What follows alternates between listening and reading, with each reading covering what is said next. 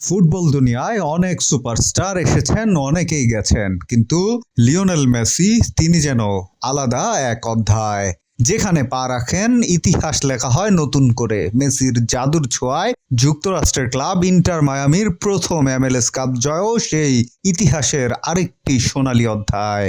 PSG ছেড়ে 2023 সালে MLS-এ যোগ দেন লিওনেল মেসি। তার আগে মায়ামি ছিল লিগ টেবিলের নিচের সারির দল, কিন্তু মেসি আসার পর সবকিছু পাল্টাতে শুরু করে। প্রথম মৌসুমেই লিগস কাপ জয়, পরের মৌসুমে সাপোর্টার শিল্ডে রেকর্ড পয়েন্ট, আর এবার তৃতীয় মৌসুমে এসে সবচেয়ে আরাধ্য MLS কাপের শিরোপা জয়।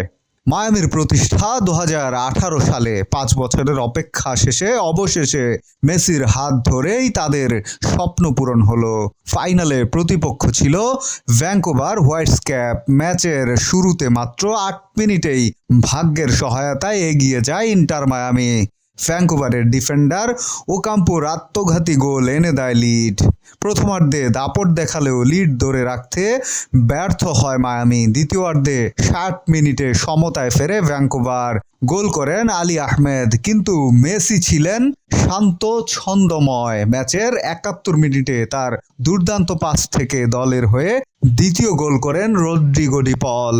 শেষ দিকে যোগ করা সময়ে আরেকটি নিখুঁত অ্যাসিস্ট তাদেও আলেন্দের গোল নিশ্চিত করে দেয় ইন্টার মায়ামির 3-1 ব্যবধানের জয়। মায়ামিকে প্রথম MLS শিরোপা জেতানোর মধ্য দিয়ে নিজের ক্যারিয়ারের 47তম ট্রফি জিতলেন লিওনেল মেসি। সিনিয়র ফুটবলে যা 44তম সাফল্য। ফাইনালে লিওনেল মেসি গোল না পেলেও 2টি অ্যাসিস্ট, অসংখ্য আক্রমণ সাজিয়ে দলের জয়ে রাখেন সবচেয়ে বড় ভূমিকা।